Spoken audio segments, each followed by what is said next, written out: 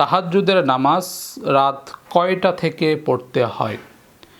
এই প্রশ্ন উত্তর হলো, আল্লাহ রসুল সাল্লাল্লাহু আলাইহি ওয়াসাল্লাম প্রতি রাতে তাহাজ্জুদের সালাত আদায় করতেন শেষ রাতে, অর্থাৎ তাহাজ্জুদের নামাজ শেষ করতে করতে ফজর হয়ে যেত। আল্লাহ রসুল সাল্লাল্লাহু আলাইহি ওয়াসাল্লাম এশার সালাতের পরে ঘুমোতেন এবং ঘুম থেকে উঠে তাহাজ্জুদ নামাজ শুরু করতেন এবং সেই নামাজ পড়তে পড়তে ফজর হয়ে যেত।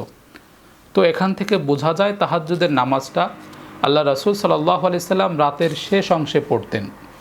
এবং সহিহ বুখারীর 1079 নম্বর হাদিসের মধ্যে উল্লেখ আছে, আল্লাহ রব্বুল আলামিন রাতের 1/3 শেষ অংশে প্রথম আসমানে নেমে আসেন এবং বান্দাদেরকে ডাকতে থাকেন, কে আছো এমন আমার কাছে কোনো কিছু চাইবে, আমি তাকে দিয়ে দেব। কে আছো এমন আমার কাছে ক্ষমা চাইবে, আমি তাকে ক্ষমা করে দেব।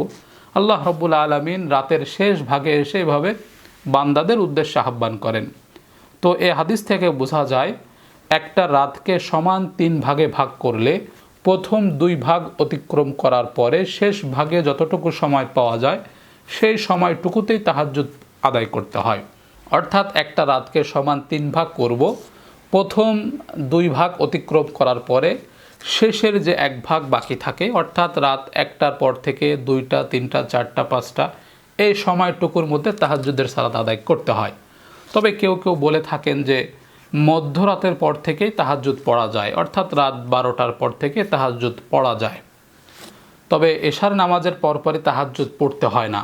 তাহাজ্জুদ পড়ার মূল সময়টা অক্তটাই হলো শেষ রাত, অর্থাৎ মধ্যরাতের পর থেকে বা রাতের শেষ অংশ, তৃতীয় অংশের শেষ অংশ।